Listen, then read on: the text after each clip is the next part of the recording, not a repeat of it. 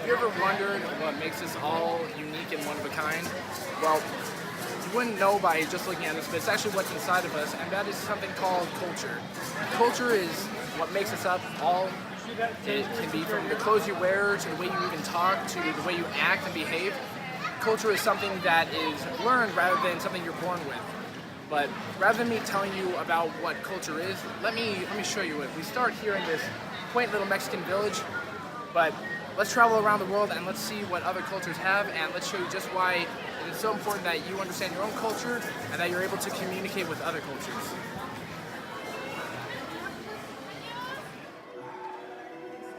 Back in Mexico, I explained to you what culture was, but expanding upon that is intercultural communication, and that is the practice when different cultures interact with one another. Culture can be from anything from religion to ethnicity to socioeconomic background to just about anything. A prime example of that is when, say, someone from China interacts with an American like me. That is intercultural communication at work. But it can also happen within a classroom between two students. So let's continue on and travel some more and see just why intercultural communication is just so important.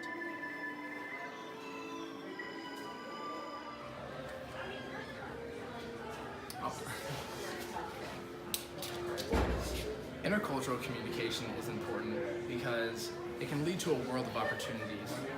Many cultures have many different social practices, and so when traveling, it's good to know a little bit about that culture so that way you can interact with it and embrace it. Embracing a culture can show you things that you never would have truly learned about yourself.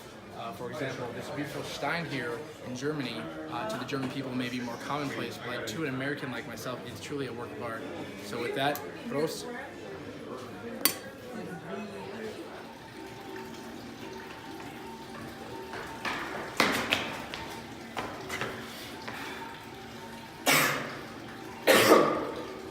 Now, back in Germany, I explained to you how traveling can add to your intercultural communication.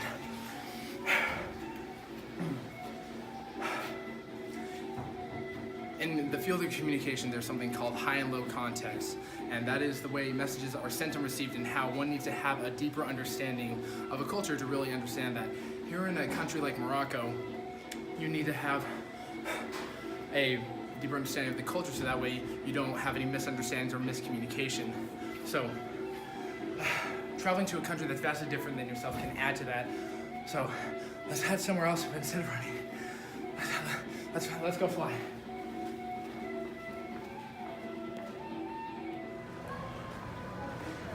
Bonsoir.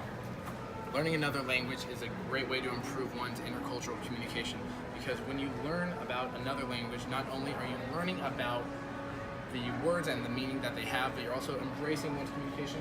Like this French culture. French culture is very distinct from American culture, where the social practices are very different, but that does not mean it's any worse. By learning another language, you're embracing it and making yourself grow as a person. So learning another language, again, is a great way of growing and just making your own culture growing as well, allowing you to interact with more and more unique people.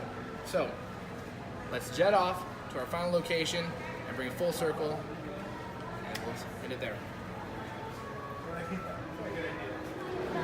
Well, folks, I hope that you have had an amazing time soaring around the world with me and getting to experience why intercultural communication is just so important. It adds to our own culture, it makes us experience new experiences, and helps us grow as individuals. So on that note, I hope that you have had an amazing time soaring with us. Please, please, please be sure to grab all personal belongings and be sure to be careful when opening your overhead compartment, as items may have shifted during your flight. Thank you so much. Have a great time, and we'll see you again real soon.